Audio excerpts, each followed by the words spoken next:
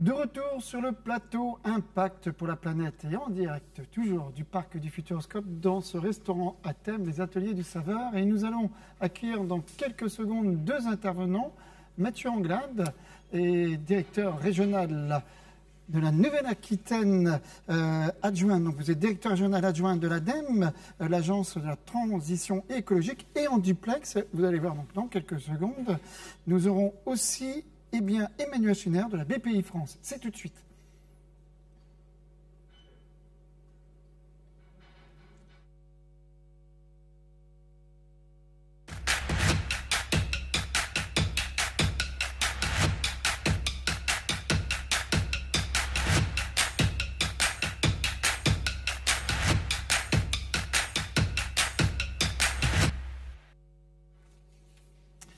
Merci messieurs de nous avoir répondu à notre invitation. Nous allons évidemment parler des aides dont peuvent bénéficier les entreprises, les entrepreneurs qui sont connectés et bien d'autres évidemment aujourd'hui. Et surtout ces entreprises qui veulent s'engager dans une démarche de décarbonation. Alors quelles sont ces aides? Et nous allons démarrer avec vous, l'ADEME. Donc Mathieu Anglade, vous présentez l'ADEME. Vous êtes directeur régional adjoint de l'ADEME en région Nouvelle-Aquitaine. On rappelle que l'ADEME, c'est l'agence de la transition écologique. Quelles sont les aides que vous pouvez proposer à ce jour? Alors bonjour, merci de votre accueil. Notre objectif avec Emmanuel, c'est bien sûr de vous proposer le pack global pour que les entreprises qui sont aujourd'hui connectées et celles qui regarderont aussi en replay la journée d'aujourd'hui puissent vraiment faire les premiers pas en matière de transition écologique et qu'on puisse les aider financièrement, techniquement. Donc l'ADEME a en charge, dans le cadre du plan de relance notamment, un dispositif à hauteur de 2 milliards d'euros qui se décompose en 6 éléments autour de différents axes. Un axe dédié à l'industrie lourde pour tout ce qui est décarbonation des process, électrification. Un axe autour de l'hydrogène, développement de l'hydrogène décarboné, l'hydrogène vert. Un axe autour de l'économie circulaire, donc tout ce qui concerne les plastiques, la régénération, le recyclage, le réemploi, l'économie sociale et solidaire. Donc beaucoup de sujets qui peuvent concerner les entreprises. Une cible TPE-PME avec 2 dispositifs, dont un que je vais détailler, qui est particulièrement ciblé pour justement l'amorçage des actions en faveur de la transition énergétique et écologique.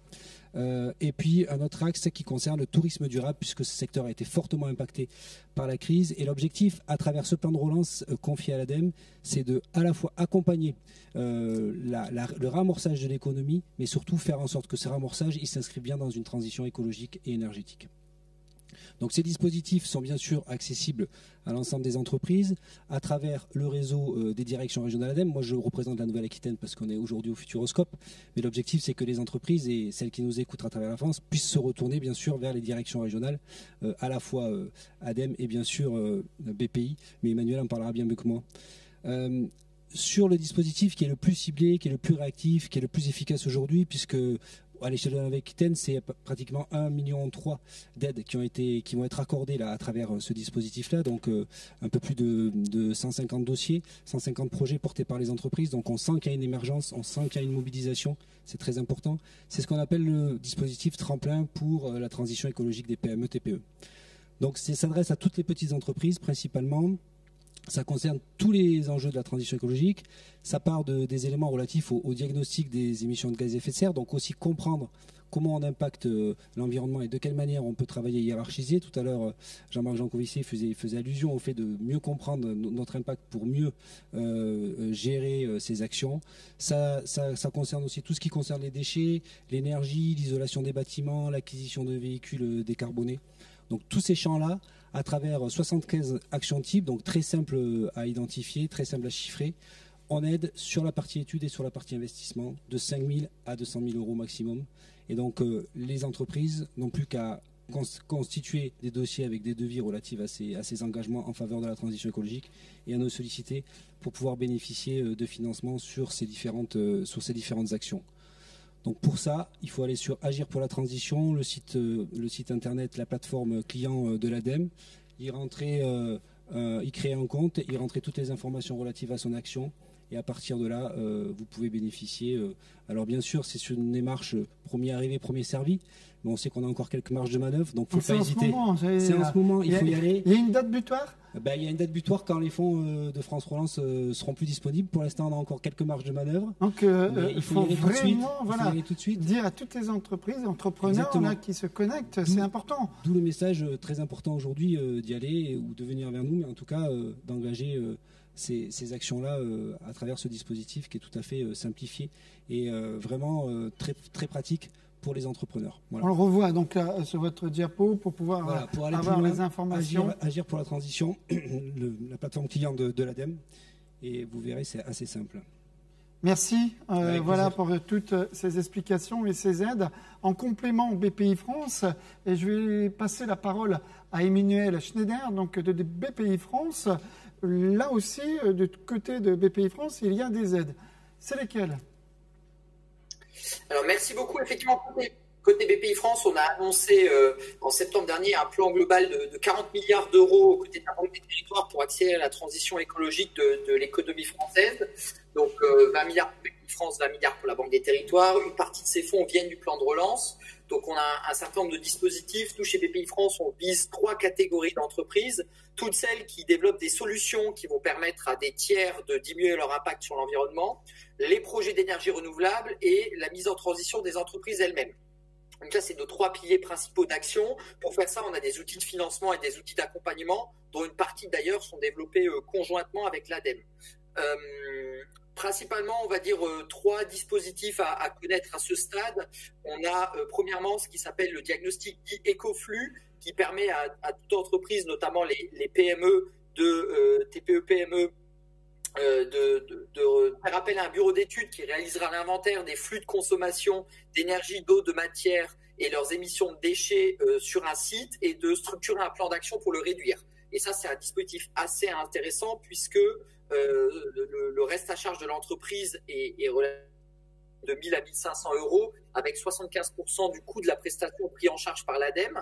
Et ça permet de structurer des plans d'action qui permettent de générer, dans les premiers cas de diagnostic qu'on a, parfois jusqu'à plusieurs dizaines de milliers d'euros d'économie dès la première année. Et donc, ça veut dire que le coût est très, très rapidement amorti. Donc ça, c'est le premier dispositif, sachant qu'on a d'autres diagnostics qui sont en cours de conception, à nouveau pour aider les PME à réduire leur impact sur l'environnement. Le deuxième dispositif dont je vais parler, c'est celui du VTE vert. Donc le VTE, c'est le volontariat territorial en entreprise. C'est l'idée où, avec l'ADEME et l'État, on souhaite inciter les entreprises à faire coup double, si j'ose dire, c'est-à-dire à la fois recruter des jeunes diplômés ou des jeunes en fin d'études qui vont réaliser une mission de minimum 1 an sur un sujet en lien avec la transition écologique. Et lorsqu'ils recrutent un jeune dans ce cadre-ci, ils peuvent bénéficier d'une subvention allant jusqu'à 8 000 euros pour l'embauche de ce jeune, en complément d'autres aides qui existent. Et donc, à nouveau, sur le fond du plan de relance, ça permet aux entreprises d'embaucher des jeunes pour accélérer leur transition. Et le dernier dispositif dont je vais parler, c'est celui du prêt vert, qui est un prêt également sur fonds de relance, puisqu'on veut en déployer 1,5 milliard sur 2 ans. Et donc, l'ambition de ce prêt-là, c'est de financer toutes les dépenses, à nouveau, d'études, d'investissement, du matériel à faible valeur de gage, qui vise à mettre en transition les PME et ETI. Donc, dès qu'une entreprise veut financer, donc là, c'est un prêt, comme son nom l'indique, d'aider un programme de transition écologique en complément de première phase d'études qui parfois sont pris en charge par les dispositifs de l'ADEME. Lorsque les montants deviennent parfois plus conséquents, peut faire appel à BPI France pour ce prêt vert, en complément d'autres dispositifs qui existent, que je ne détaillerai pas aujourd'hui, comme le prêt économie d'énergie qui permet de financer des équipements éligibles et des investissements éligibles au certificat économie d'énergie et bien d'autres. Donc, j'invite naturellement les chefs d'entreprise à faire appel à BPI France pour se mettre en transition à la fois avec des dispositifs d'accompagnement subventionnés et des financements sous forme de prêts bonifiés pour accélérer leur transition. Voilà pour moi. Merci à vous. Merci Mathieu Anglade et Emmanuel Schneider pour toutes ces informations. Ariane, on a entendu les aides d'un côté de l'ADEME et de la BPI France, mais il n'y a pas que cela, je crois. Alors tout à fait, il faut savoir qu'il existe d'autres dispositifs d'aide et d'accompagnement. Et vous en retrouverez un panorama complet sur le site officiel de l'événement Impact pour la planète, dans les rubriques aide et accompagnement. Ils sont listés notamment les dispositifs et points de contact proposés par la région Nouvelle-Aquitaine, Grand Poitiers, Grand Châtellerault, la Chambre de commerce et d'industrie de la Vienne, des chambres de métiers et de l'artisanat et bien d'autres encore. Donc je vous encourage vivement à y aller. Il y a des dispositifs, il faut savoir les exploiter. Sur le site internet, on le rappelle, hein, impact-pour-la-planète.fr. Voilà, c'est important. Restez avec nous, messieurs, parce que ce que je vous propose, et merci Ariane, eh bien, c'est de participer, pas vous, messieurs, mais en tout cas, peut-être avoir des compléments d'information durant le sondage. Et oui, puisque maintenant, vous allez participer, tous les entrepreneurs qui sont connectés à un petit sondage. Nous allons vous poser 3 questions auxquelles vous allez pouvoir répondre directement en ligne et maintenant sur la plateforme, à côté donc de la vignette vidéo, à côté du direct. Vos réponses nous permettront justement de vous recontacter, de recontacter ceux qui le souhaitent pour les accompagner, par exemple avec l'ADEME ou la BPI France, et au mieux, effectivement, en fonction de vos besoins. Alors, certaines questions sont peut-être redondantes par rapport aux ateliers de tout à l'heure, mais nous vous encourageons vraiment, cependant, à tous, à tout le monde, à y répondre en direct. Alors, la première question, c'est celle-ci. Elle apparaît après avoir pris connaissance de ces aides. Diriez-vous que vous êtes plutôt, ça y est, c'est décidé, Ariane, vous allez passer à l'action? On espère. Oui, il le faut. On le dit, hein, donc c'est le mot d'ordre de ce matin. Alors, c'est décidé, vous allez passer à l'action ou continuer les actions déjà en entreprise. C'est intéressant, vous voulez creuser le sujet et peut-être vous décider plus tard. Rien n'est envisageable pour vous dans l'année à venir. Voilà, on vous laisse quelques secondes pour y répondre. On le disait tout à l'heure avec l'ADEME, c'est maintenant, hein, puisque vous disiez, il y a un fonds qui est disponible et c'est les premiers servis. Donc, les premiers qui appellent seront servis. Donc, n'attendez pas. Oui, c'est une manière de dire les fonds sont disponibles, l'expertise est disponible, la complémentarité entre les dispositifs de financement proposés par le BPI, les dispositifs de subventionnement proposés par l'ADEME, l'action de l'État, l'action de tous les partenaires que vous avez cités, c'est aussi un écosystème qui est en soutien de l'entrepreneuriat pour vraiment engager la transition. Donc, il faut y aller. Je ne dis pas que ces fonds-là seront terminés à l'été. Peut-être qu'il y aura un renouvellement. Il y a d'autres dispositifs de long cours qui existent, sur lesquels on travaille, qu'on déploie. Donc, de toute manière, on est là pour les accompagner. Mais c'est vrai que l'urgence, elle est là. Donc, n'attendez pas. Et puis surtout, dans la relance de l'économie, dans la relance de l'activité de certaines filières, c'est très important de prendre en compte ce paramètre qui peut être aussi un facteur de développement économique plus fort, d'attractivité, d'innovation. Et c'est ça aussi qui est intéressant à travers ces nouveaux dispositifs. Merci Mathieu Anglade. Alors, la question numéro 2. Dans quel domaine en priorité? Les réponses possibles: obtenir une vision, même grossière, des sources d'émissions de CO2 dans mon activité, sensibiliser mes collaborateurs à la question climatique, réaliser des investissements matériels et ou dans mes locaux, réinterroger mon modèle économique, repenser mon offre produit, réduire mes déchets chez moi ou suite à l'utilisation de mon produit ou de mes produits chez les clients, travailler sur la mobilité, notamment de mes salariés, ou bien encore autre. Voilà, on vous laisse encore quelques secondes pour y répondre à cette question. Dans quel domaine en priorité? C'est vrai qu'il y a plusieurs domaines. Là aussi, quoi qu'il arrive, il y a des aides, même au niveau de la BPI France. Et peut-être que là, on peut aussi vous réécouter, Emmanuel Schneider. Quelles que soient les activités, il y a des aides, c'est cela? Alors nous, effectivement, la plupart de nos dispositifs sont génériques au secteur. L'objectif, c'est réellement, à travers notamment le dispositif d'accompagnement et de financement, d'aider les entreprises à passer à l'action de la manière qui soit la plus pertinente pour eux.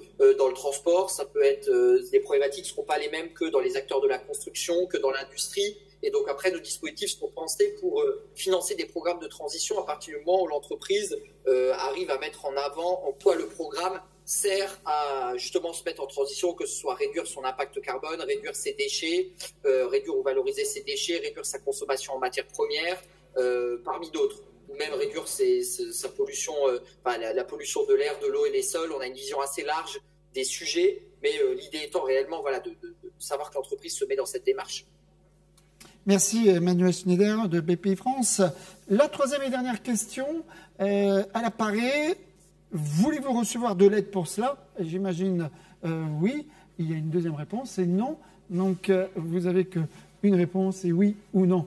Alors je vous incite une fois de plus à venir vous connecter sur le site internet, puisqu'on a entendu l'ADEME d'un côté et BPI France. Ariane, on rappelle qu'il y a d'autres aussi aides possibles. C'est sur le site internet. Et vous l'avez cité tout à l'heure. Voilà, allez, on vous laisse encore quelques secondes pour y répondre. Et nous allons, sans transition, continuer. Merci à vous, que cela soit Emmanuel Schneider et Mathieu Anglade, de nous avoir présenté les aides possibles pour les entrepreneurs. Merci à vous. Allez, merci d'avoir répondu aux questions. Voici maintenant venu le dernier temps fort de notre après-midi, c'est bien la table ronde. C'est parti.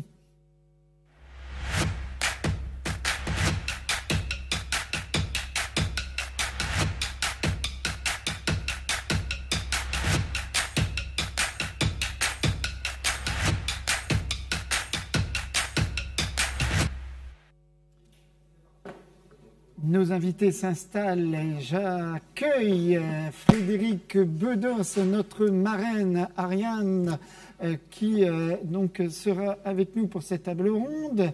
Les présidents CJD, d'un côté, nous allons donc Lionel Bertrand, qui représente le CJD Poitiers, Châtellerault, et au niveau national, Aymeric Oudin. Mesdames, Messieurs, merci une fois plus d'être présents. Et nous parlerons aussi d'IAM avec le co-organisateur de cet événement Impact pour la planète, Éric Audran, qui est présent. Ariane, un gros programme là pour cette table ronde. Alors tout à fait, mais avant cela, je vous propose peut-être de faire un petit point sur les ateliers. Exactement. Il y a eu des ateliers cet après-midi, peut-être un retour sur les ateliers. Eh bien, tout à fait. Une synthèse. Parce que là, il y aurait beaucoup de choses à dire, j'imagine. Mais en quelques mots. En quelques mots, j'ai l'impression quand même que Jean-Marc Jancovici et nos 12 animateurs shifters, que je remercie vivement, ont galvanisé l'assistance. Et les professionnels ont identifié plus de 326 actions à mettre en œuvre dans les semaines qui viennent. Donc, un grand bravo à eux. Et pour information, l'action la plus plébiscitée est la réalisation d'un bilan carbone. Donc ça, on est dans l'application de la première recommandation finalement de Jean-Marc Jancovici, qui était de comptabiliser ses émissions. Donc ça me paraît un très beau démarrage. Les deux actions derrière étaient la réalisation d'une fresque du climat en entreprise pour pouvoir mobiliser l'ensemble des collaborateurs et enfin communiquer de façon responsable. Donc voilà, encore un grand bravo aux participants pour cette première étape, je le suppose, pour de nombreux d'entre eux dans leur transition carbone. Première étape, il y en aura d'autres et on en parlera tout à l'heure avec Lionel Bertrand. On démarre cette table ronde avec vous, la marraine Frédéric. La première question, vous êtes Ariane. Donc Frédéric, quel regard en fait portez-vous sur cette journée et puis plus précisément d'ailleurs cet après-midi qui était dédié à l'engagement des dirigeants d'entreprise sur le climat? On a eu beaucoup d'informations d'un côté effectivement Jean Covici, mais surtout là par rapport aux ateliers. C'est intéressant de connaître aussi et d'entendre vous dire. C'est une journée très riche. On a commencé effectivement avec plus de 500 jeunes de la région et même plus loin que la région. Donc on voit bien à quel point il y a une envie d'en savoir plus, une envie aussi d'être nourri sur le sujet et aussi une envie de s'engager. Et puis donc cet après-midi, c'est marrant parce que Jean-Marc Jancovici à un moment lui a posé la question si vous deviez avoir l'oreille du président et si à la sortie de la Convention citoyenne pour le climat, qu'est-ce que vous ajouteriez ou mettriez en exergue? Il avait dit, moi j'ajouterais au moins 250 mesures et là je vois qu'il y en a 360. Donc on est tout à fait, on est dans le ton, il y a de quoi faire. Il y en a pour tous les goûts. Donc oui, c'est riche. Moi, ce que je trouve très encourageant, c'est que je m'attendais à ce que dans les réactions, après l'intervention de Jean-Marc Jancovici, il y ait eu des cheveux qui se dressent sur la tête, pour ceux qui ont encore des cheveux, Je te regarde, Lionel. Je te regarde, Émeric aussi, d'ailleurs. Mais c'est pas sympa. C'est pas un peu d'humour, parce que c'est vrai que... c'est vrai que... voilà, c'est ça. Mais, pour une fois que ça vient pas de moi, c'est très bien. Hein. Bon, de la part d'une frisée, j'ai le droit. Donc voilà. Non, mais c'est vrai que bon, ça peut plomber l'ambiance aussi. Je veux dire, c'est quand même un constat qui est très compliqué. C'est dur de faire sienne ce genre de conclusion. Certains peuvent le targuer d'alarmisme, etc. Or, il y a un moment où il faut quand même prendre la mesure si on veut s'engager. Et donc là, ce que je comprends, c'est que ça a été plutôt bien accueilli. C'est-à-dire, si ça a été bien accueilli, à mon avis, c'est aussi parce que le terrain était bien préparé. C'est que je pense que ça veut aussi dire qu'il y a une certaine maturité qui se dégage de la part donc maintenant des dirigeants et notamment des JD, des jeunes dirigeants. Donc une prise de conscience aussi que la sphère économique a un rôle absolument déterminant à jouer face à tous ces défis. Et donc ce qui est beau, la bonne nouvelle là-dedans, c'est que effectivement, évidemment qu'il y a des pistes d'espérance, qu'il y a des solutions à explorer, qu'il y a plein de choses qui vont arriver. Jean-Marc Jancovici a aussi dit à quel point les surprises vont être au rendez-vous, on en est certain. Et donc il va falloir qu'on soit imaginatif, qu'on s'adapte, qu'on sache se réinventer. Et effectivement, le secteur de l'innovation, c'est bel et bien celui donc de l'entreprise, du secteur économique. Il y a vraiment un poumon, il y a un réservoir d'énergie là, et de la belle énergie, pas de l'énergie fossile. Et donc c'est tout ça qu'il va falloir mettre en œuvre. Donc moi je suis très enthousiaste et enthousiasmée par ce que j'entends, ce que je vois. Et ça, ouais, ça me donne aussi du carburant pour demain, quoi. Et optimiste, j'entends. Oui, optimiste, réaliste, hein. C'est-à-dire, soyons clairs, encore une fois, la barre est haute, les défis sont nombreux et en plus, les conséquences qu'on a évoquées, elles sont exponentielles. Donc oui, il va falloir vraiment aussi... comment dire, essayer de se muscler, mais encore une fois, plutôt muscler son cœur plutôt que de rajouter de l'armure à l'armure, hein, puisqu'on a bien compris qu'on avait cette armure d'Iron Man. Donc, encore une fois, vraiment, laisser les solutions faciles, laisser tout ça, parce qu'on voit bien que c'est complexe, accepter cette complexité en toute humilité, et par contre, unifier nos forces. Vraiment aller les uns, voilà, vraiment créer des alliances, l'intelligence collective, et ensemble, on peut y arriver, rien n'est insurmontable. Et s'il y a une chose que j'aime au CJD, et ça fait un moment que je vous pratique, les amis, je commence à bien vous connaître, c'est que vous savez faire ça. Vous savez vraiment faire, vous réunir, créer ce lien, un lien souvent indéfectible. Je parlais du fait qu'il y a des alumni JD, des vieux JD, mais parce qu'un jour JD, toujours JD. Voilà, on est JD un jour, JD toujours. Voilà. Donc voilà, donc effectivement, du coup, je peux me projeter vers l'avenir. De toute façon, nous n'avons pas le luxe de nous payer, de ne pas être utopistes. Voilà, c'est ce que je pense. Et quel est le rôle pour vous, en fait, du secteur économique dans la résolution de la crise, de manière plus spécifique, hein ? Alors, moi, ce que je remarque, c'est que depuis quelques années, on voit que fleurissent pas mal de nouvelles initiatives, des nouvelles directives. Dernièrement, ça a été la loi Pacte. Il y a tout ce qui est aussi donc lié à la raison d'être, mais aussi tout ce qui est autour des entreprises à mission. Toutes ces choses-là, c'est des choses assez nouvelles. Évidemment, le secteur de la RSE, ça n'existait pas encore il n'y a pas si longtemps que ça. Donc, voilà, donc ça veut bien dire qu'il y a une prise de conscience. Donc, on a aussi mis en avant le fait que tout ce qu'on est en train de mettre en évidence autour de ces défis environnementaux et climatiques ne peuvent pas être décorrélés de tout ce qui a trait à la justice sociale. Donc ça aussi, l'entreprise est évidemment voilà, à la croisée de ces différents secteurs. Et donc, il y a aussi le fait qu'elle a mis dans ces différents défis aussi de résoudre tout ce qui a trait à l'égalité homme-femme, à l'inclusion aussi des personnes handicapées, etc. Et je trouve que tout cela va exactement dans le même sens, puisque là encore, quand on est sensible aux minorités, à la différence, etc., ça veut dire qu'on est sensible à la fragilité. Et donc, comme je pense que c'est la clé, encore une fois, de ce shift d'état d'esprit qu'il faut absolument voir naître dans la société, eh ben, on touche vraiment à la bonne chose. Après, on y a fait allusion aussi très rapidement, mais il y a comment on va calculer notre performance et sur quels critères de richesse ? Qu'est-ce qu'on produit comme type de richesse ? Effectivement, si on ne reste que sur des vieux indicateurs, donc PIB, le profit, etc., c'est sûr que le concurrent qui est sans foi ni loi, il va mieux y arriver que nous. Alors que si on se met effectivement des règles éthiques, etc., ça va être compliqué, ça va demander de l'engagement et tout. Mais ça va aussi peut-être créer beaucoup plus de solidarité au sein de l'entreprise, au sein des équipes, qui vont se dire, moi, je sais pourquoi je me lève le matin, moi j'ai du sens, vous allez attirer les jeunes talents, etc., parce qu'eux aussi, ils sont de plus en plus exigeants là-dessus. Et puis surtout, voilà, je suis toujours étonnée de voir qu'il a fallu voir l'émergence d'un nouveau secteur, l'économie sociale et solidaire. Je trouve que c'est intéressant, mais en soi, une entreprise digne de ce nom, est-ce qu'elle ne se doit pas être sociale et solidaire ? Une entreprise, c'est d'abord un lieu de vie où se retrouvent des hommes et des femmes qui travaillent ensemble. Et ça, déjà, ça veut dire que vraiment, il y a un lien social, une sociabilité qui se vit au quotidien. Quand on sait le nombre d'heures qu'on passe au boulot, autant que ce soit sociable, et que ce soit solidaire, vous donnez du boulot aux gens, c'est des salaires à la clé, c'est des familles qui en vivent, c'est des territoires qui sont dynamisés. Donc ça se doit d'être social et solidaire en fait. Donc ça veut dire que sans doute qu'il n'y a pas grand-chose à faire pour que de manière intrinsèque, toutes ces valeurs-là soient véritablement vivifiées au sein du secteur économique et de l'entreprise.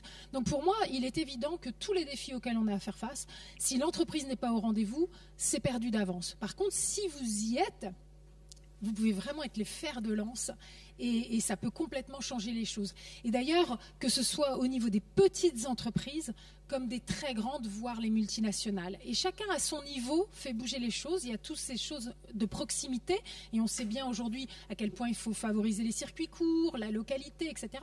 Mais au niveau des multinationales, c'est très intéressant aussi de voir qu'elles ont souvent plus de pouvoir encore que les États.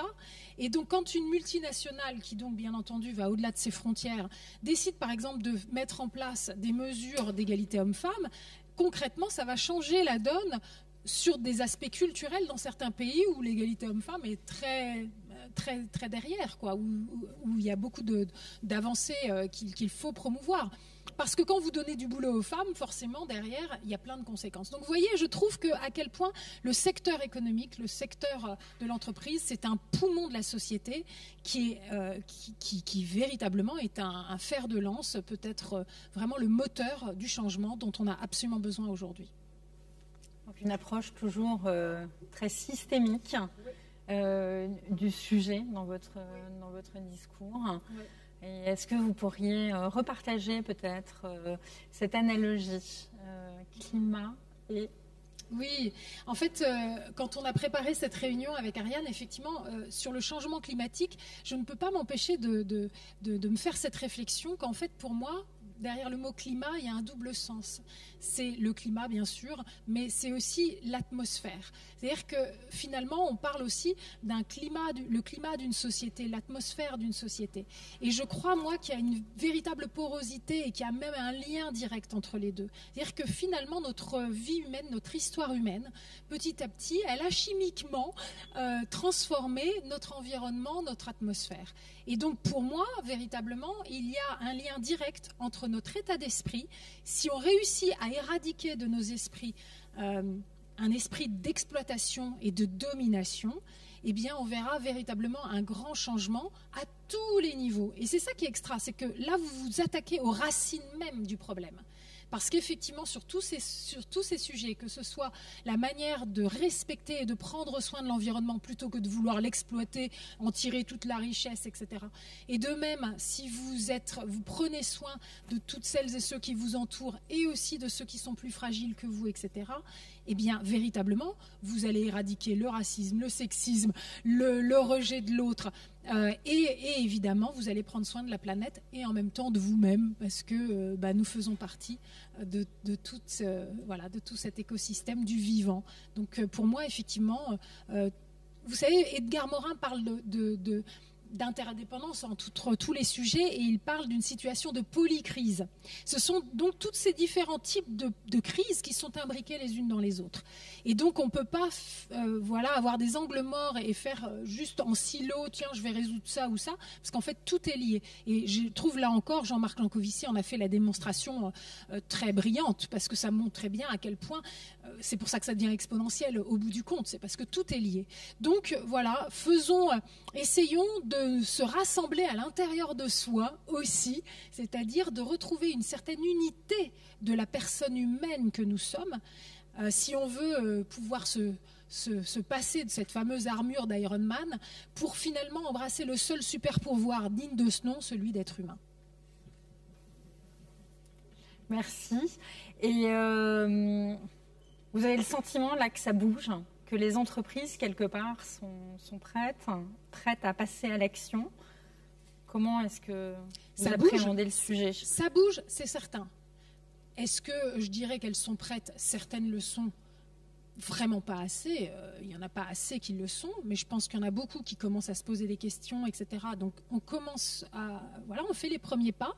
Après c'est très disparate la situation dans le monde, elle est très très disparate, hein. On le voit bien aussi, même dans les pouvoirs politiques en place, etc. Donc ça va être quand même très très complexe. Ça veut dire aussi qu'il va falloir faire des choix, ce qui veut dire des renoncements aussi. Donc à quoi est-ce qu'on est prêt à renoncer ? À quel sacrifice on est prêt à faire individuellement pour le bien commun, pour le service de la communauté, de la collectivité. Moi, je pense aujourd'hui, toutes ces dernières années, il y a eu vraiment une bataille entre les tenants d'un certain idéalisme que l'on targuait un peu d'illuminés, de doux rêveurs, et puis ceux qui étaient les tenants d'une certaine réelle politique. Alors eux, c'est les sérieux, vous comprenez, ils savent... voilà. Et moi, je crois qu'aujourd'hui, vu les défis auxquels on a à faire face, qui encore une fois relèvent de la survie de la vie, pas seulement humaine, hein, mais de la vie sur cette petite planète quand même. Donc on est sur des enjeux tellement grands que je crois que la seule réelle politique digne de ce nom, c'est justement celle de l'utopie et de l'idéalisme.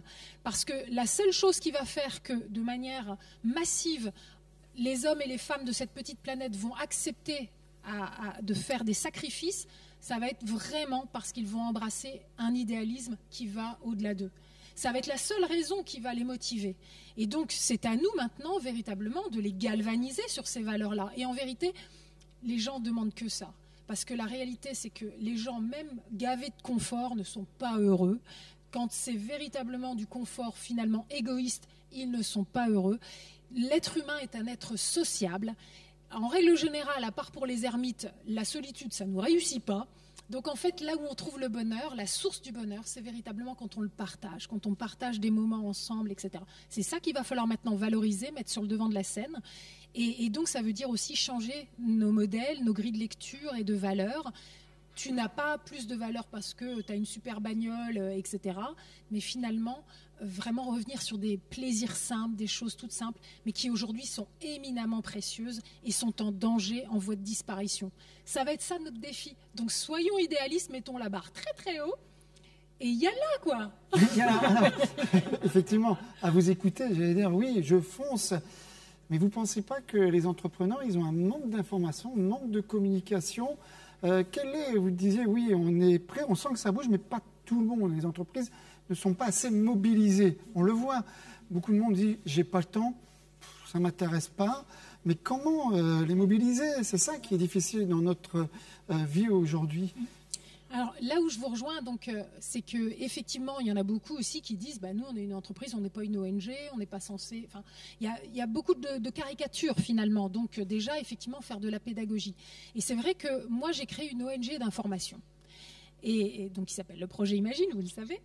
Et pourquoi j'ai créé une ONG d'information? Parce qu'en tant que journaliste, j'avoue que je suis assez révoltée de ce que je vois dans l'univers médiatique et informationnel.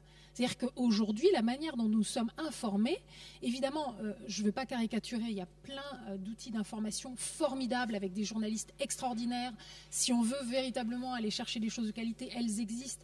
Mais quand on regarde les médias mainstream, c'est-à-dire là où véritablement il y a le plus d'argent qui est investi et où on touche donc véritablement de manière massive, eh bien, franchement, ça pique les yeux. Entre nous, la manière dont on est informé, mais c'est scandaleux.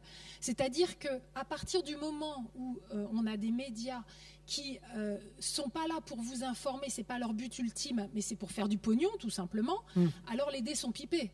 Forcément, là, ça change complètement les règles du jeu.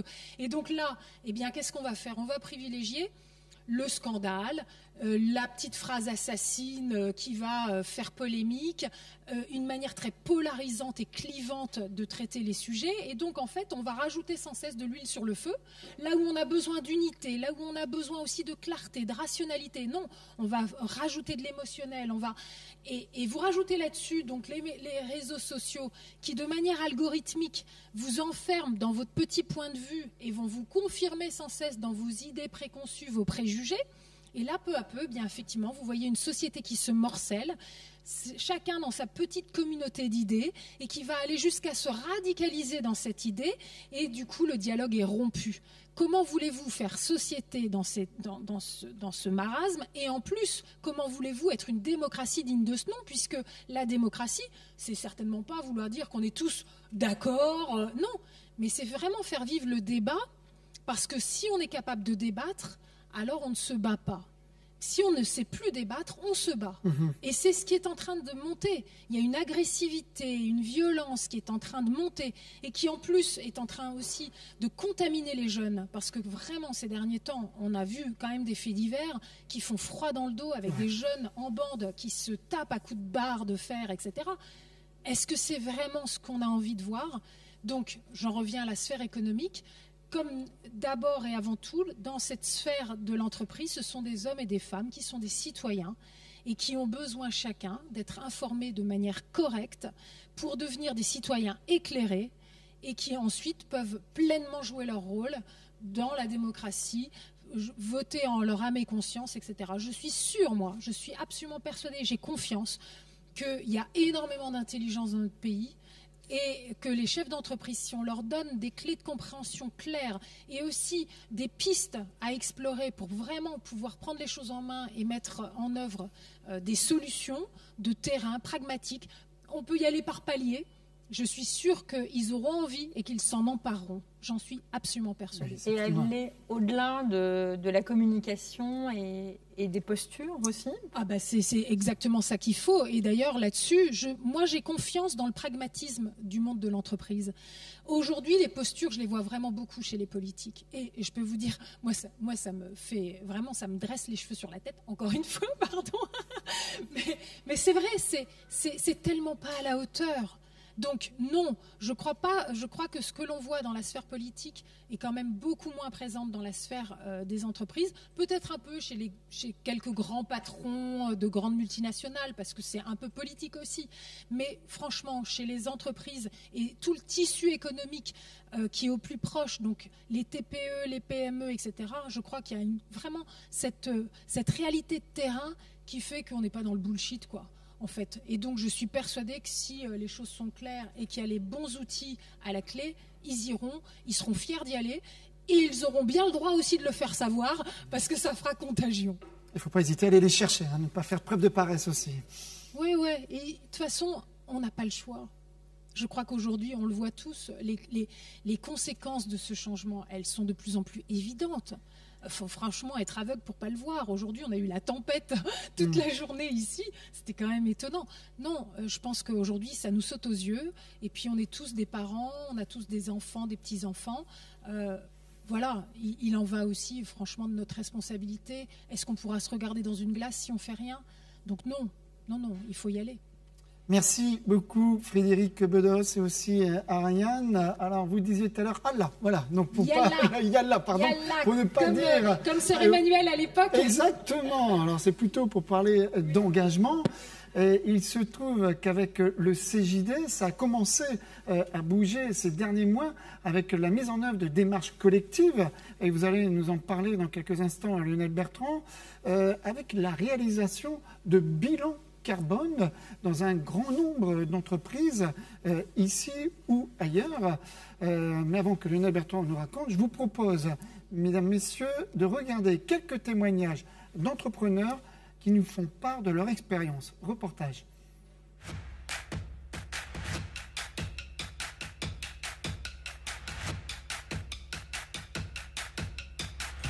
En tant que président de section, j'avais vraiment envie qu'on se mette en mouvement au CJD maintenant, concrètement, et qu'on passe à l'action face au changement climatique. Finalement, le passage à l'action, il est immédiat à partir du moment où on construit une vision. Au CJD, On vient d'avoir un outil, un super outil qui a été développé au niveau du Copil Planet, qui permet en très peu de temps aux dirigeants de construire une vision macro de son impact carbone. À partir du moment où on avait ce savoir-faire-là, pour moi, la question se posait plus, il fallait y aller. L'outil qui a été mis au point, il est juste parfait, c'est-à-dire il permet d'aller très vite à l'essentiel. Par contre, il y a absolument besoin d'un expert. Parce que sur ces ordres de grandeur d'impact carbone, on a très vite fait se tromper d'un facteur 10, de ne pas prendre le bon référentiel ici ou là. Et donc c'est vraiment la validation et la lecture d'un expert qui permet de valider que notre approche elle est juste. Ça m'a pris de l'ordre de 2-3 heures, parce que c'est assez simple, l'activité de grossiste, donc pas très compliqué à faire. Alors moi c'est un peu de la triche, parce que en fait je me suis fait aider de 2 outils. En fait j'ai eu déjà une aide en amont de la Fédération du bâtiment, et après j'ai eu l'outil du CJD. Donc en fait ça m'a permis de faire un bilan accéléré, hein, c'est pas d'une précision redoutable, mais ça m'a permis de prendre conscience de ça, et concrètement ça m'a pris entre 1 jour et 2 jours, on va dire. En tant que co-dirigeant de l'entreprise familiale, une entreprise qui fait 60 personnes tout au long de l'année, ça m'a pris de mon temps personnel, les 2 demi-journées qu'on a fait en collectif, plus environ 2 demi-journées de temps personnel. Et à côté de ça, j'ai des collaborateurs qui en tout ont dû travailler 3 ou 4 jours de façon cumulée. Bien, faire mon bilan carbone, ça m'a pris 2 matinées en présentiel pour on va dire la découverte du problème, et ensuite en interne j'ai ma collaboratrice qui a rassemblé les informations sur on va dire 2 heures, et ensuite moi j'ai compilé, et ça m'a pris en tout peut-être 3 heures, donc je dirais que c'est quelque chose qui est faisable en 2 jours max. Les impacts positifs, c'est une meilleure vision de mon impact sur mon activité, et donc des leviers d'action à mettre en place pour avoir des actions concrètes, réalisables à moyen, court terme, long terme, pour réduire mes émissions CO2. Les impacts positifs, ils sont à plusieurs niveaux. Déjà, au niveau des salariés, en fait, c'est un sujet qui intéresse et qui mobilise. Les gens étaient contents de s'intéresser au sujet et contents de poser ces bonnes questions. Les questions qu'on a posées à nos fournisseurs, ils impactent les fournisseurs aussi, qui eux se disent, tiens, les clients sont en train de se demander ça risque d'influencer aussi leur stratégie. Et nous, vis-à-vis de nos clients, ça nous donne aussi un discours, de la cohérence, un alignement, parce qu'on sait qu'on est en train d'agir comme il faut, là où il faut. Et ça nous donne aussi, comment dire, de la congruence dans le discours qu'on peut tenir à nos clients. Le premier impact positif, c'est que je suis dans une activité où il y a beaucoup de marchés publics, et concrètement il y a 10% à chaque fois de la note qui est sur le durable, donc faire son bilan et des actions, c'est un impact positif par rapport à des concurrents. Et le deuxième, c'est que ce travail a suscité de l'intérêt dans les équipes, dans l'entreprise, ça fait parler et agir. Au-delà des véritables objectifs actuels sur lesquels on peut s'engager, le véritable aspect positif pour moi, il est plus d'ordre managérial, parce qu'on peut embarquer toute l'entreprise dans cette aventure et en faire un vrai levier de performance, à l'image de ce qu'on apprend notamment dans la découverte de la commission START. Je regrette pas du tout d'avoir réalisé le bilan carbone, au contraire, j'étais plutôt curieux et je suis ravi de l'avoir fait, parce que maintenant je sais ce que je dois faire pour améliorer mon bilan carbone. Bah oui, parce que maintenant que j'ai mis un pied dedans, je peux plus en ressortir. Plus sérieusement, justement, en rentrant beaucoup plus dans le détail de cette approche-là, on se rend compte à quel point les opportunités d'amélioration sont nombreuses, et on n'a qu'une envie, c'est de s'y attaquer et d'enclencher un plan d'action. Si j'ai un regret, c'est de ne pas l'avoir fait plus tôt.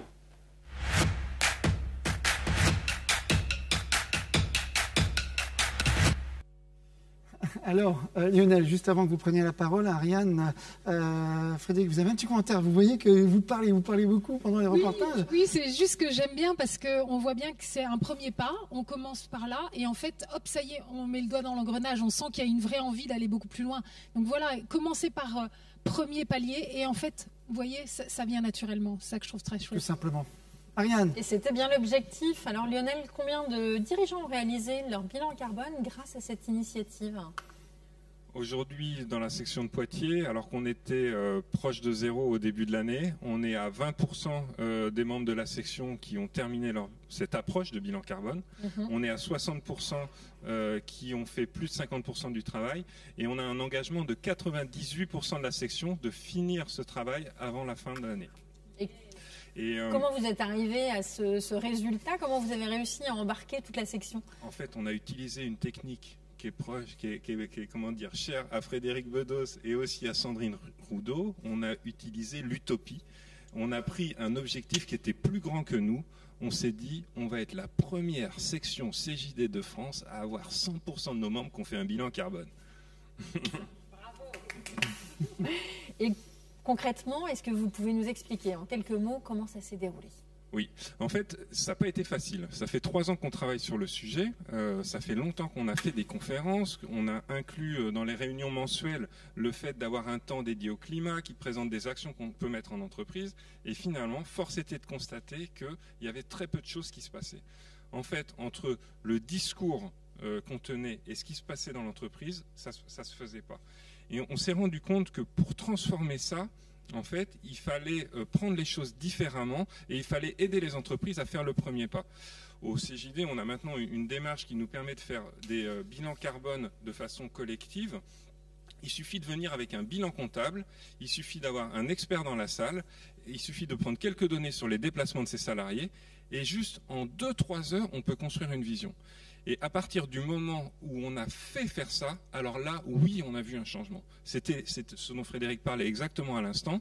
On a l'impression que ça y est, on avait mis le doigt dans l'engrenage, on avait construit finalement un environnement visuel, on avait rendu finalement, construit une carte rapidement pour dire, bah tiens, mes déplacements, c'est ça, tiens, mes achats, c'est ça, tiens, les utilisations par mes clients, c'est ça. Et tant qu'on n'a pas fait ce travail, on ne voit pas. Et comme on ne voit pas, on ne peut pas agir. Superbe. Et donc c'était la spécificité de l'approche, c'était que c'était un bilan carbone collectif. Quel a été l'apport en fait de cette dimension collective et dans quel contexte en fait ça vous semble approprié? Alors déjà, ensemble, c'est plus sympa. Ouais. Ensuite, ça coûte moins cher, puisqu'on partage aussi. Ouais. Et on peut aussi bénéficier des apports. En l'occurrence, je rends hommage au travail qui a été demandé par Émeric et mené aussi par Thierry, de trouver une méthode en fait, qu'on a trouvée maintenant au CJD pour faire des bilans collectifs. Et finalement, on bénéficie là clairement de l'intelligence qui a été développée dans le mouvement. Voilà, ce que je dirais aussi comme dernier point, c'est que je ne sais pas si naturellement les chefs d'entreprise de notre section auraient pris rendez-vous pour ça. Quand c'est le collectif qui le prend, bah on y va. Et puis on s'y tient. Voilà. Alors justement, je me tourne vers vous, Émeric Oudin. Lorsqu'on entend un président actif comme Lionel Bertrand, vous en tant que président national du CJD, est-ce que vous voyez donc cette mobilisation collective, qu'est-ce que ça vous inspire, cette mobilisation? Eh bien, cette mobilisation, elle est caractéristique de ce qu'il faudrait faire. Et en fait, la ténacité de Lionel dont il a fait part est caractéristique de ce que devrait faire aujourd'hui un chef d'entreprise. C'est-à-dire que, tu parlais de grands groupes tout à l'heure, Frédéric, effectivement, il faut que ça soit déclenché par la direction générale. Si la direction générale a la conviction de le faire, derrière, ça déroule. Et c'est pareil pour nous, en fait, même dans les PME, il faut que le patron de la boîte puisse dérouler et puis puisse avoir cette conviction-là. Et le CJD, ici, se voit étant catalyseur. Nous, au national, on essaye d'influencer, de faire en sorte d'apporter les outils facilitant cette prise d'initiative. Et l'initiative que tu as prise en tant que président, toi, elle est intéressante et inspirante. Et on va s'en inspirer aussi pour essayer de mobiliser l'ensemble de nos sections. C'est-à-dire que vous allez vouloir généraliser donc, au niveau national dans toutes les autres régions? Alors, quand on est arrivé effectivement au mandat avec Julien, c'est ce qu'on a voulu faire tout de suite, c'est-à-dire d'avoir un outil qui permette de répondre au plus grand nombre et puis surtout de vulgariser cet outil pour aller prendre l'initiative. Et ce dont on est conscient, c'est qu'il y a certaines entreprises qui vont devoir d'ailleurs aller creuser un peu ce sujet, parce que ça ne répond pas forcément à toutes les questions, mais ça met le pied à l'étrier. Et donc oui, effectivement, ce que l'on veut faire, c'est extrapoler ça. Et donc il y a des phases de test qui ont été faites à Poitiers, des phases de test qui sont en train d'être faites dans la région Bretagne pour aller un peu plus loin et encore affiner l'outil. Et l'idée, c'est de déployer à partir de la rentrée cet outil de bilan carbone pour aller atteindre, on s'est donné un objectif de 2000 entrepreneurs. Donc il n'y en a plus que maintenant 1922 à faire, grâce à Poitiers. Mais d'autres l'ont déjà fait. En fait, on a une sensibilité au CJD qui est déjà hyper importante sur le sujet. Et l'idée, c'est d'aller encore déployer ça un peu plus loin. Alors Lionel, la section de Poitiers-Châtellerault va plus loin, visiblement, puisqu'elle prend un engagement. Encore une fois, un engagement. Vous avez vu, Frédéric, il y a beaucoup d'engagements qu'elle a formalisé, parce que vous l'avez formalisé dans une lettre que vous allez remettre officiellement à Émeric. Qu'y a-t-il exactement dans cette lettre d'engagement? En fait, il s'est passé quelque chose. Il y a quelque chose qui a changé au CJD avec le travail qui a été fait pendant ton mandat. C'est qu'on a maintenant une méthode. Avant, on savait qu'il fallait se mettre en action. Maintenant, on sait quoi faire et en plus, ça ne demande pas beaucoup de temps et ça ne demande pas beaucoup de ressources. Et nous, on a estimé au sein de la section Poitiers-Châtellerault que ce n'était pas tenable. On n'imagine pas, dans 5 ans, avoir dans la section peut-être 50% des entreprises qui n'ont encore pas commencé à compter leurs émissions. Parce que maintenant, on sait faire.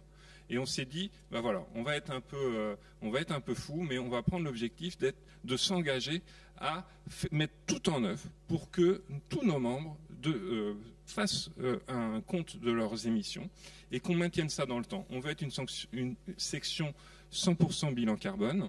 Donc ça, c'est l'engagement qui est signé par moi-même au nom du bureau, mais aussi par le prochain bureau qui va prendre ses fonctions en juin prochain, de Mathieu Chavenot et Géraldine Pirouel. Je te remets notre engagement. Voilà. Et en fait, comme on en a un petit peu parlé autour, je te remets aussi 2 autres engagements, celui d'Annecy et celui de Cognac, qui ont signé un engagement similaire. Et ces engagements, ils sont consultables sur notre site internet. Et on espère qu'il y a plein d'autres sections qui vont nous suivre. Voilà. Excellent. Une réaction, oui. Bravo pour cette exemplarité, Lionel. Et puis ça vient évidemment, mais tellement nourrir ce pourquoi nous avons aussi pris ce mandat et tous les enjeux aujourd'hui qui nous attendent. On l'a vu aujourd'hui, c'est important. Et donc bravo pour ça. Et le CJD se veut d'être exemplaire. Ce que je veux rajouter ici, c'est que si on peut inspirer le monde, comme l'a toujours fait le CJD depuis 83 ans d'ailleurs, c'est ici qu'on le fait. Vous êtes un exemple et je vous félicite pour l'organisation de cette journée, pour la mobilisation, les efforts que vous avez menés malgré les conditions qui n'ont pas été facilitantes. Donc bravo pour ça. Ce que je veux dire aussi, c'est partager le combat aujourd'hui que l'on mène, qui est de dire que la préoccupation d'un chef d'entreprise, particulièrement d'une PME, et on le voit en ce moment, c'est la visibilité.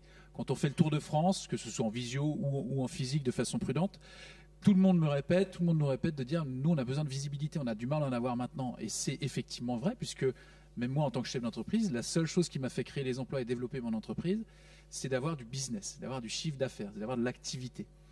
Et donc ce qu'on leur dit nous aujourd'hui, c'est notamment à l'État et à tous les grands donneurs d'ordre, c'est de dire mais offrez de la visibilité aux TPE-PME en leur fléchant du business et s'il vous plaît, flécher du business dans des PME qui sont responsables. Et les PME responsables, c'est celles qui respectent effectivement ces engagements. Et nous attendons plus encore de l'État qui est donneur d'ordre de 120 milliards d'euros d'achat par an et des grandes entreprises, qu'elles soient exemplaires en la matière sur le fait de se préoccuper de flécher du business dans des PME responsables. Plus elles le feront, plus ça nourrira cet objectif.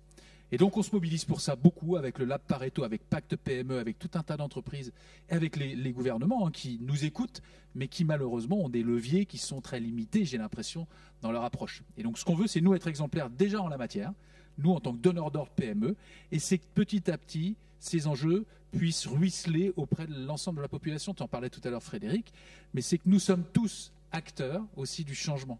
Et il nous faut nous préoccuper à chaque fois qu'on met un acte d'achat, que ce soit un acte impactant. Et nous avons la possibilité d'en faire un acte et un impact positif ou négatif. Donc à nous de nous en préoccuper et de mettre en route la machine grâce à ces initiatives.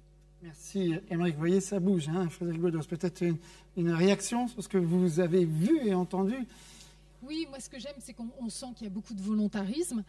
Effectivement, au niveau de l'État qui est donneur d'ordre, on voit bien que depuis quelque temps, il y a de plus en plus de demandes de transparence sur même tout ce qui est les fournisseurs, etc., toute la chaîne en fait. Et donc il faut vraiment montrer patte blanche à plein de niveaux. Donc on voit que ça commence à venir. Je ne sais pas si vous avez eu des contacts avec Bruno Le Maire et ses équipes, avec Panini. comment elle s'appelle, Runacher, à chaque fois j'arrive pas à son nom, celle qui dirige la ministre des PME, quoi. Enfin, j'ai l'impression que ce sont des gens qui, effectivement, ont ces choses-là en tête. En même temps, ils se retrouvent aussi avec cette crise du coronavirus à gérer. Et je pense que l'histoire de la visibilité que vous entendez un petit peu partout, ça vient aussi de cela. Donc, on a bien conscience que je pense qu'il y a peut-être certains qui nous écoutent là et qui se disent, attendez, on en attend beaucoup de nous, quoi. On a tellement de défis, de choses sur les épaules. Et c'est vrai que c'est pas simple. Et d'ailleurs, on en parle souvent aussi, la solitude du patron. C'est-à-dire que le patron, il y a plein de gens qui imaginent le mec avec le cigare en haut de sa tour. Enfin, le patron, la plupart du temps, c'est quelqu'un qui met vraiment ses tripes sur la table, qui engage des ressources qui lui sont propres souvent et qui peut se retrouver vraiment sur la paille avec pas le chômage même à la clé, parce que quand on est dirigeant, c'est... Donc ça, peu de gens l'ont en tête, quoi. Donc ça veut dire véritablement, il y a quelque chose de tripal dans tout ça. Donc c'est vrai qu'il y a beaucoup, beaucoup de défis et qu'on se dit, mais là, j'en ai vraiment beaucoup. Et en même temps, eh bien, c'est peut-être parce qu'il y a ce fameux défi dont nous devons nous emparer.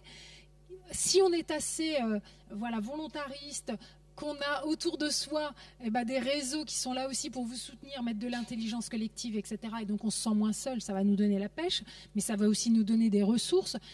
Eh bien, ça peut nous donner une opportunité véritablement de créer des nouveaux marchés, une manière de se différencier dans le marché, parce que justement, on peut mettre en avant telle ou telle manière éthique de faire, etc. Donc, il y a toujours la place à réinventer, à trouver une place totalement singulière dans le paysage. Donc, ça peut être vraiment aussi source de richesse. Mais quoi qu'il arrive, je crois que celui qui se dira « tant pis, c'est comme ça, je fais l'impasse parce que j'ai d'autres urgences », il finira par le payer parce que de toute façon, les choses bougent et les consommateurs, les citoyens voudront à un moment s'adresser qu'à celles et ceux qui ont pris en compte ce genre de choses. Donc, vaut mieux commencer tout de suite, le plus tôt possible. Comme ça, on se positionne et c'est très bien pour tout le monde, en fait. Merci Frédéric. Maintenant, nous allons vous demander si vous, ceux qui sont connectés, vous seriez prêts à engager votre entreprise publiquement. C'est-à-dire, d'ici un mois, renvoyer un courrier, comme il a fait là, Lionel, donc à Émeric, avec le cachet de votre entreprise décrivant un ou plusieurs engagements que vous prenez pour la fin de l'année et l'année à venir, j'allais dire prochaine. Ces engagements seront alors transmis en une fois à la presse dans un communiqué. Alors, ce que je vous propose, c'est faire un mini-sondage avec une question simple et unique. C'est maintenant, seriez-vous prêt à prendre un engagement public dans le mois à venir? La réponse est simple, c'est oui ou non. Voilà, on vous laisse quelques secondes. Donc la question, seriez-vous prêt à prendre un engagement public dans le mois à venir? Vous répondez par oui ou par non. Et lorsque la régie va me dire que tout le monde a répondu oui à 100%, et on l'espère. Il n'y a pas oui, mais... Il n'y a pas de oui, mais, il n'y a pas oui, je verrai. Donc, non, c'est un... Ne se prononce pas. Non, on n'a pas les résultats, je pense, en direct, c'est ça? D'accord. Eh bien, voilà, c'est répondu. Et nous verrons cela en post-événement avec vous, Président Lionel, et vous aussi, Émeric, sur les engagements. Alors, je me tourne vers vous, Émeric, et on revient sur le plan national. Une petite dernière question. Quelles sont les actions mises en place au CJD pour accompagner, là, cette fois-ci, les entreprises qui souhaitent réduire leur empreinte carbone? Alors, la première initiative, elle rejoint déjà celle de Lionel, c'est-à-dire qu'on a plusieurs endroits au CJD où on nourrit nos adhérents. Et pour le sujet de la planète et de l'environnement, déjà, je félicite également le comité de pilotage, où on a vu tout à l'heure des témoignages, et Thierry en particulier, qui est délégué national à ce comité de pilotage, qui mène les affaires. Et donc, on leur a donné 3 missions qui sont en train d'arriver, c'est-à-dire la première, établir un outil de bilan carbone, donc qui est en train d'être testé, qui va être livré très vite à l'ensemble des sections nationales. On lance cette année à Campus. Campus, c'est notre événement qui nous forme tous les ans et qui forme les JD engagés. On les forme à une nouvelle commission Planète, justement pour accompagner sous la forme de commission les actions concrètes à mettre en œuvre derrière tout au long de l'année, pour un groupe de jeunes dirigeants, c'est-à-dire entre 8 et 10 personnes qui pourront participer. Une plénière packagée qui est en train d'être construite, qui va s'inspirer également aussi de ce que vous avez fait aujourd'hui pour pouvoir faire en sorte que les sections puissent essaimer autour d'elles et puissent faire savoir qu'elles s'engagent également pour l'environnement.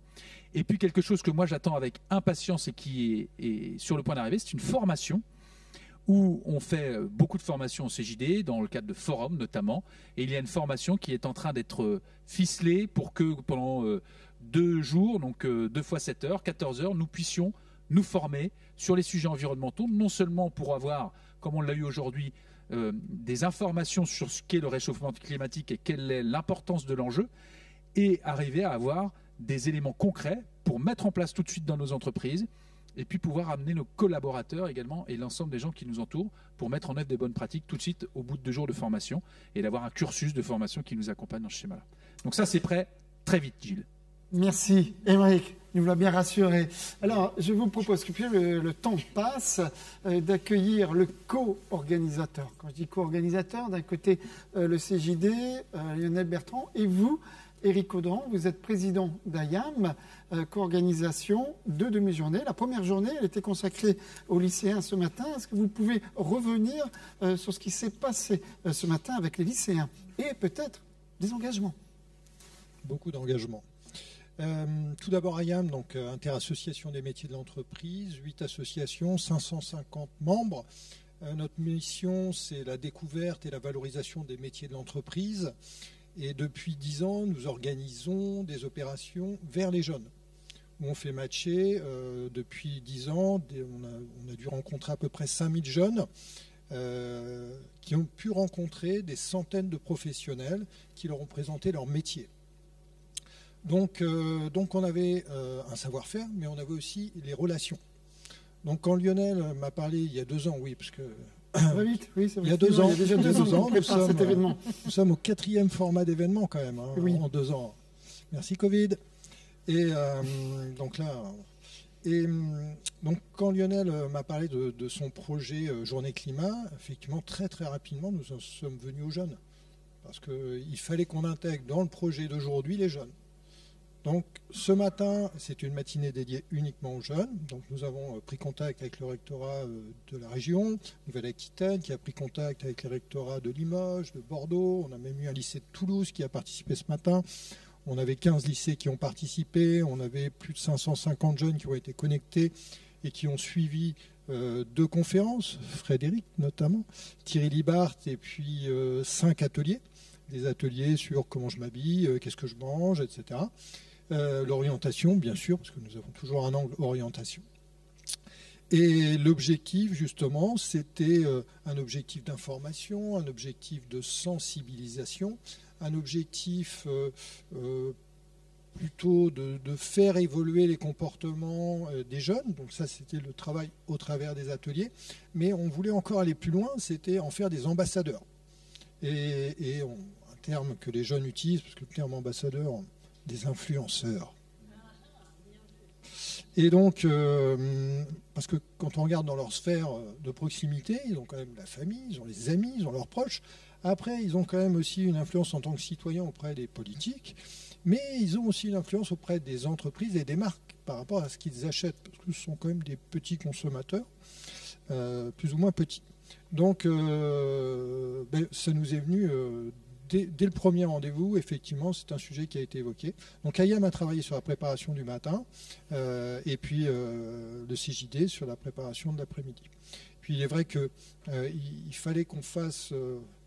là, je parle plus personnellement, mais il fallait vraiment qu'on fasse quelque chose envers les jeunes par rapport à cette problématique qui va les impacter eux directement. Parce que nous, on a été, enfin je parle de moi en tant que quinquage, je dois être le plus vieux autour de la table, mais nous, on a été les cigales dans l'histoire.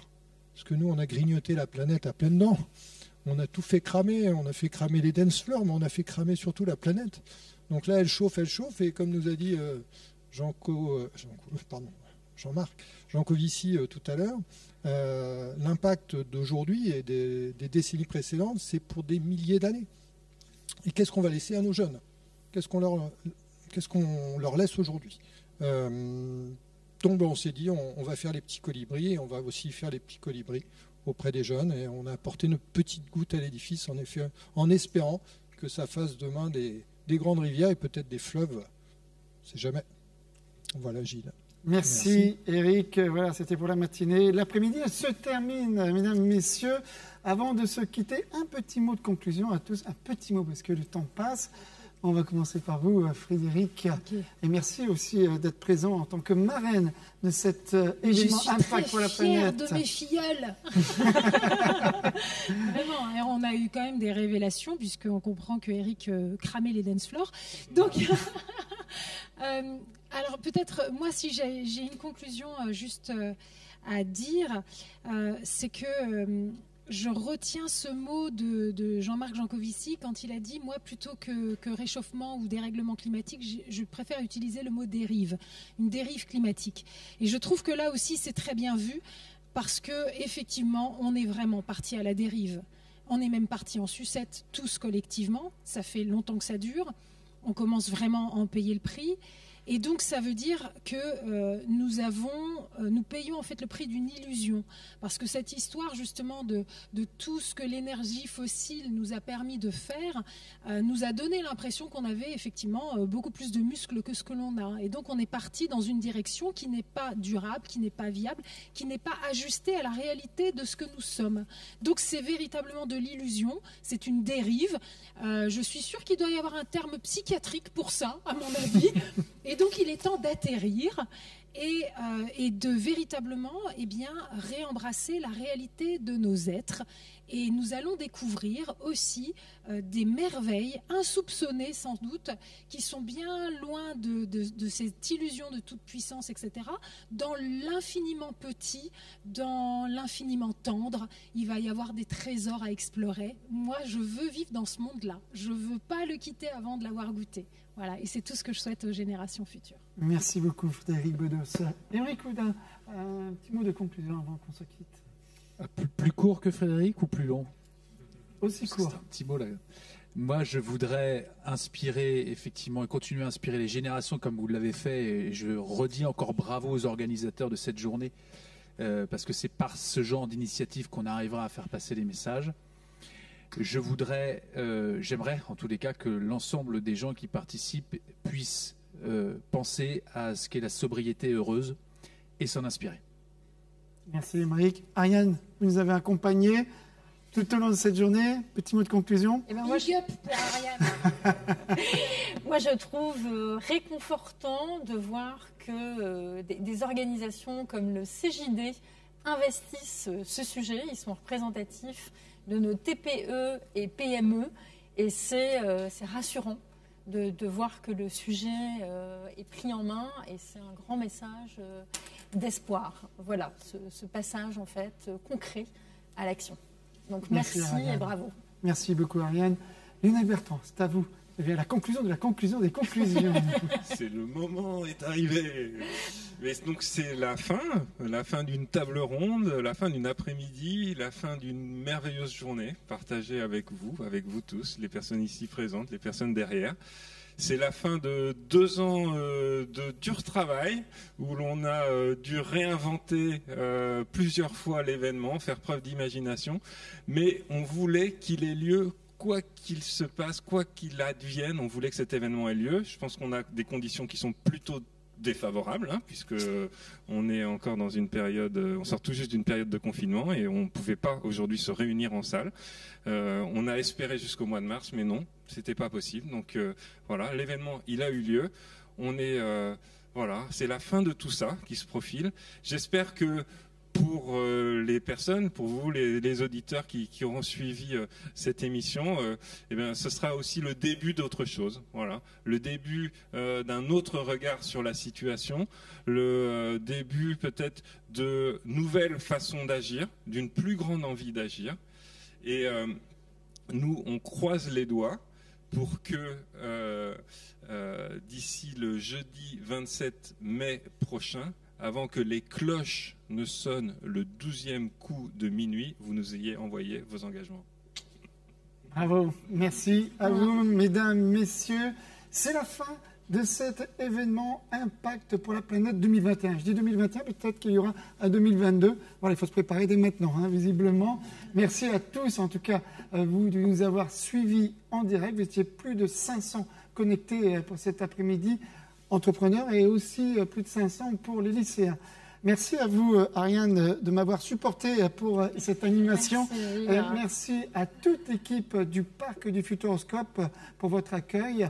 Merci aussi à toute l'équipe technique pour les duplex, pour le streaming, avec NC Communication, Bluecom et ANPI. Et un grand merci aux JD de la section Poitiers-Châtellerault qui ont travaillé depuis, comme vous le disiez, Lionel Bertrand, plus de 2 ans pour préparer cet événement. Je vous souhaite une belle fin de journée à tous et à tous, et à bientôt, et surtout, prenez soin de vous.